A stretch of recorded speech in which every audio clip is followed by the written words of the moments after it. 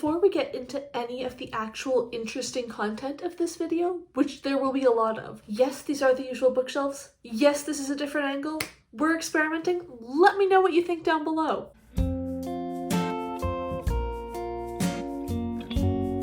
Hi everyone, Rosie here.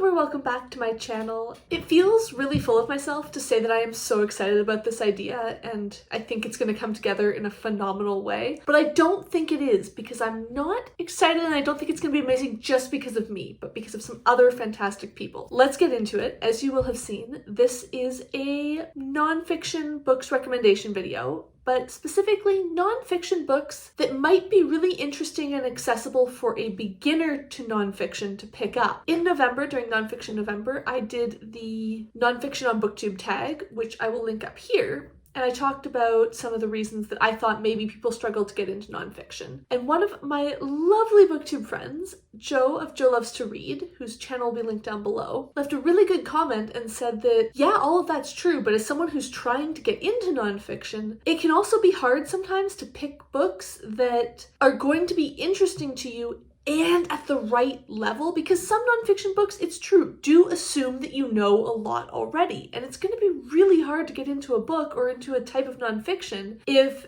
every 5 seconds you're having to stop and go, wait, what's this? You're using this word that you never explain and I have no idea what that means. You're referencing this thing as if I know it, and because I haven't read a lot about this already, I don't. And that got me thinking that it would be kind of fun to put together a list recommending some nonfiction books that would be a good starting point. The more I thought about this idea, though, the more I realized that I only read one type of nonfiction, or a few types of nonfiction. I don't read super broadly in that sphere. I want to recommend as many different books as possible from as many different perspectives as possible. So I've reached out to some of my fantastic friends here on Booktube who read a lot of nonfiction and asked them to send me some little clips recommending a book that they think would be a good place to start for a nonfiction beginner. We're going to start with those and see what everyone has to recommend, and then stick around because at the end I'm going to share some of my recommendations for nonfiction for beginners. My name is Mariana from the channel Mariana Mas Books. If I'm going to recommend one that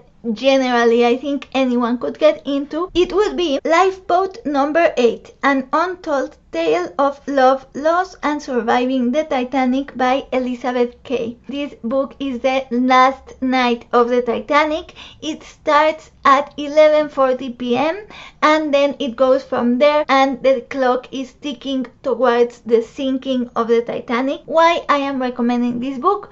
Firstly, it is super short. It is 66 pages. It's not a huge commitment. Secondly, it is super engaging. It feels like a thriller. It keeps you on the edge of your seat because you know what's going to happen. You know that the Titanic is going to sink. You know that people are going to die, but the people in the book don't know it. Thirdly, I think most of us know the story of the Titanic. You don't have to be afraid that you are not expert enough to read the book or anything. You can just go in and know that you are going to understand every single thing happening. That would be my suggestion. Thank you so much, Rosie, for inviting me to join you in this video. Hey friends, it's Kari from Very Literary Kari, and the nonfiction book that I'm here to recommend to you today is about a serial killer more prolific but less well known than Jack the Ripper. And that is The Case of the Murderous Dr. Cream, The Hunt for a Victorian-Era Serial Killer by Dean Jobb. This book is a captivating mixture of true crime, mystery, forensic science, and the London of Sherlock Holmes. If you're someone that normally gravitates toward mysteries or historical fiction, this may be the book for you.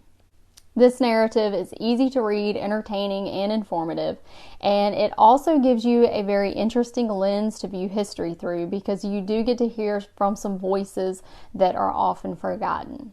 So I hope you give it a look, and thank you so much, Rosie, for allowing me. Hello, my name is Camila and I'm from the channel Hasty Books. My recommendation for a book for beginners to nonfiction is actually to pick a public or historical figure that you like or are interested in and read their autobiography. In that vein, I want to recommend Becoming by Michelle Obama. I think that whatever your political leanings, this is a really great book about a woman's journey, you know, from the south side of Chicago, obviously all of her achievement from going to university to becoming a lawyer. Obviously it then goes on to talking about her marriage to Barack Obama and then becoming the First Lady of the United States. This is a great book generally, and if she's a figure that you are interested in, then I'd say go for it 100%. And if it's maybe, you know, not your super cup of tea, then I think that, yeah, pick another figure, you know, someone else that you may be interested in. Maybe if it's an athlete or an actor, and read a book like that talks about their own experience. And I think that that's a great way to get into nonfiction into like a more personal manner. Hi there, it's Brittany from over at Literarily Smitten. If I had to recommend an approachable nonfiction for someone who's new to the genre, I would say A Woman of No Importance by Sonia Purnell. This is basically the equivalent of watching your favorite spy movie or heist film, just anything that's action-packed, because it's about this woman who is an American but becomes a British spy and ends up infiltrating occupied France during World War II and creating this vast spy network. And when I say that I was on the edge of my seat, I was on the edge of my seat. This was so high stakes, so thrilling to read, so fascinating to hear about how spying actually works and espionage actually works in the real world. And I would just recommend it. It felt fast-paced. It was definitely a page-turner of a nonfiction. Hey, what's going on, everybody? I'm Justin over at Trumful Reads, where it's all about reading nature and history books for the most part. And for those who are just getting started with nonfiction or trying to find their way to branch into nonfiction, I definitely feel that nature writing in particular is just an excellent way to do so. Between reading about maybe your favorite plant or animal, travelogues, several different environmental topics, or the ever-popular nature memoir, there really is something for anyone who gets any kind of inspiration from the natural world. As far as recommendations go, I have a nice, easy kind of introductory book to kind of the what the environmental writing is all about, and it's from an author that needs no introduction, and it's A Life on Our Planet: My Witness Statement and a Vision for the Future by Sir David Attenborough, the voice of BBC Earth and many nature documentary. And don't let this little book fool you. It's just still jam-packed, full of really, really great stuff. The first half of the book is roughly sort of what he considers sort of his highlights of his career and kind of how he got into nature broadcasting in general, and just some of his favorite kind of vignettes from his many decades of doing what he does, essentially.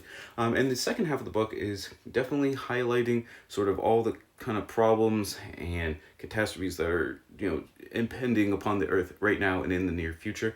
But the gloom and doom is counterbalanced by some really practical steps that he kind of lays forward on how we can sort of try to counter these measures. And like I said, it's a really good introductory book for kind of just what environmental writing is all about. If you enjoy it, definitely check out maybe like one of his other books, such as A Life on Earth, or even my favorite nature book of all time, Robin Wall Kimmerer's Braiding Sweetgrass. But whatever you decide to do, just good luck on your nonfiction reading journey, and always remember, read victoriously. You want to get into nonfiction. That's awesome. It can be a little daunting. Where's the greatest first place to start? I would think that if there's something in the real world that interests you, whether that's music, tap dancing, or food like me, pick a smaller place to start, because sometimes that'll just help so you won't have such analysis paralysis. Let's say you want to start in food or maybe travel writing. There are great things that come out every year, these books that are called The Best American. So it's a series, and The Best American puts out multiple anthologies across multiple genres every year. So I have The Best of American Travel Writing from 2021. This is a collection of short stories that are put together and edited by usually a public figure you'd recognize. So The Best of Travel Writing in 2021 was curated and edited by Padma Lakshmi, who you might know as the host of Top Chef or her show Taste of the Nation. The great thing about these best of books is that these are short stories. They are usually articles that have been published in papers, say the New York Times, the San Francisco Chronicle, And you can read a story, put down the book, come back to it later. You can pick it up later, read 2 stories. And the great thing about this is it's a great way to meet a lot of unique voices within a specific space. Some of my favorite writers I've learned about from the Best of American series in food writing. So for example, I have the Best of American Food Writing in 2018, and this was curated by Ruth Reichl, who was the final editor-in-chief of Gourmet magazine. Ruth Reichl is a predominant voice in food writing, and this will allow you to be introduced to some of the new up-and-coming voices that she's flagged within the landscape. So all in all, my 2 big tips are start with something you're already interested in, and then try short stories or anthology series so you can get a taste of multiple voices and see what resonates with you. Hello Rosie and Rosie's subscribers. Just to address the obvious, yes I am wearing a Christmas jumper on the 17th of January. What of it? I am here to give my little recommendation of a non-fiction book that I would recommend for beginners. It's actually a harder question than I thought it would be, but the book that sprang to mind for me was This Is Going to Hurt by Adam Kaye. This is the memoir of a former NHS doctor who worked as an OBGYN, working on the maternity wards, bringing life into the world, and he basically kept a record for about 10 years of the daily goings on at the hospital, all the trials and tribulations, all of the funny and also some of the horrifying things that he got to see. There are lots of great anecdotes in here, particularly of people sticking things in places that they really shouldn't. 2 stories that stick in my head include one about fairy lights and then another about one of those Kinder Surprise eggs, which I know are banned in America. And you know what, maybe this is why. Adam Kaye no longer works as a doctor anymore after one terrible incident, and it really does shine a light on how much the NHS is being pushed to capacity. I think some people might say that this is just like a very British focused kind of book, but you know, I think that there is a universal appeal to something like this because, you know, being on a maternity ward is something that most of us will have some sort of experience, whether or not it was as a baby or as a parent or as a visitor. Healthcare and people's access to healthcare is something that I think we all have opinions on. Something that I think was a pretty epic move was that Adam Kaye, once his book was published, sent it to all like the high up politicians in government, basically just being like, here's what you're underfunding, read this. I love it because it doesn't shy away from difficult aspects, but it is incredibly funny. It is the kind of book that will make you laugh on one page and then you turn the page over and then you're crying. And you know, I like that kind of roller coaster of emotions. I think it's really accessible, really informative, but also, like I say, hysterical. And that's why I think it's a really good one for a beginner. Love you lots. Bye. Hello, my name is Katie from the channel Katie Reads and Rants. I was so excited when Rosie asked me to be a part of this nonfiction for beginners video, so thank you to Rosie for thinking of me. The book that I would choose for a beginner to nonfiction is The Disappearing Spoon and Other True Tales of Madness, Love, and the History of the World from the Periodic Table of Elements by Sam Kean. This book is a collection of stories based on different elements on the periodic table, so you can kind of skip around if you don't want to read it all the way through. This book also comes in a young reader edition that my mom really enjoyed when she read it, so if you aren't quite sure that you're ready to tackle something this large, that is another option for you to enjoy the contents of this book. Thank you so much to everyone who participated in this. You all had such fantastic recommendations and lots of these that I haven't even read and now I'm really excited to. And of course, all of these wonderful contributors will be linked in the description box down below, so make sure you go check out their channels, make sure you go give them some love, because if you thought their recommendations here were interesting, I promise every single one of their videos is probably going to have you going, oh my god, that sounds so cool, I need to add that to my TBR. I know they certainly do for me. Getting to my recommendations though, the first one I want to mention is I Know Why the Caged Bird Sings by Maya Angelou. This is her first autobiography in which Angelou recalls her childhood growing up in rural Arkansas in the 1930s. She grows up in a very small town in a very rural part of the country and is raised by her grandmother for most of her childhood. This book is not easy in terms of content. This is not a light, fluffy, feel-good sort of book. There are a lot of dark topics discussed. There are a lot of issues with abuse and assault, and of course, given that it's the 1930s in the southern US and Angelou is a black woman, a lot of racism. I think Angelou's writing is a good way to get into memoirs and autobiographies. She has a way of writing about her life that makes me feel like I'm reading literary fiction about her life. Her prose is really beautiful, but not in, I think, an intimidating way, just in a beautifully crafted, lovely to read way. If you like beautifully written stories about people, you'll probably really like Angelou's biographies. They're fantastic. My next suggestion is another memoir, but very different, and that is Smoke Gets in Your Eyes and Other Lessons from the Crematory by Caitlin Doughty. You might know Caitlin better by her YouTube channel, Ask a Mortician, which is phenomenal, and if you don't watch that, I highly recommend it as well. This is her memoir of how she got into the funeral business and how in her early 20s she started working in a crematory and all sorts of things she learned, both technical of like how the funeral industry works and also more reflective and about death and our society's approach to death in general. Yet again, the subject sounds really dark, and I guess it sort of is. Death isn't a light topic, but Doughty approaches everything in this with such a lovely balance of thoughtfulness and humor that I don't find it a hard or heavy book to read, especially if you can get the audiobook. Oh my goodness, she is delightful to listen to. If you like incredibly informative but also hugely humorous videos on YouTube, then I think Smoke Gets in Your Eyes might be a really fun nonfiction pick for you. Another nonfiction book that I have absolutely loved and I think might be a really fun introduction is The Time Traveler's Guide to Medieval England, a handbook for visitors to the 14th century by Ian Mortimer, or any of his books in his Time Traveler series. I think there's 3 of them now, and I'm very much looking forward to reading his guide to Restoration England. This is about history, but it's almost certainly a different type of history to what you learned in school. I know a lot of people find the sort of names and dates and battles and lists of monarchs type of history that we tend to learn in school kind of boring, not that interesting, and I get that.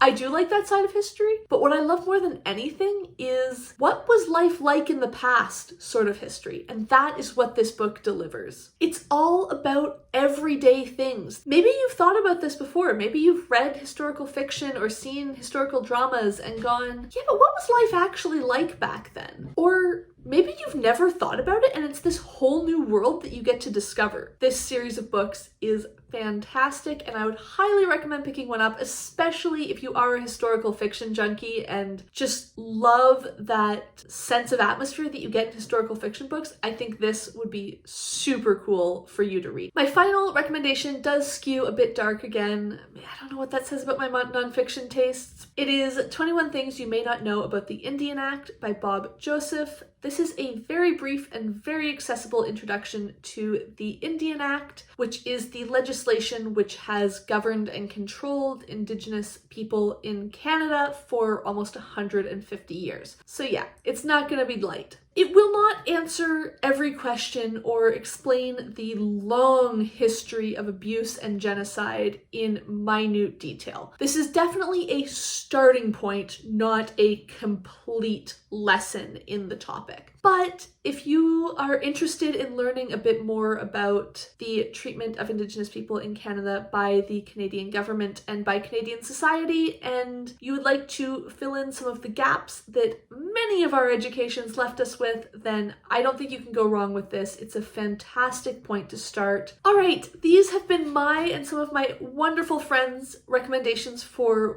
where to start with nonfiction if you're new to the genre. I know we need to not talk about nonfiction as a genre, but for the sake of this video, we're going with it. If you're not a nonfiction reader, I would love to know in the comments which of these sounds the most attractive to you, which of these is most likely to make it onto your TBR. And if you are a nonfiction reader, which I know many of you are, I would love to hear your recommendations as well. What nonfiction do you guys think beginners should read? I'm super curious to hear what suggestions you might have. And if you like this video, please give it a like down below. If you would like to see more of my videos, please hit subscribe, and thank you for watching.